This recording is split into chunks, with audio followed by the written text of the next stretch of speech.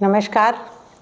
भगवद गीता के अध्याय 2 का अध्याय द्वितीय का पहला श्लोक, तथा कृपया अविष्ठम तम विषीदंतम अश्रुपूर्णा कुलेक्षणम, यानी भगवान कृष्ण देख रहे हैं अर्जुन की हालत।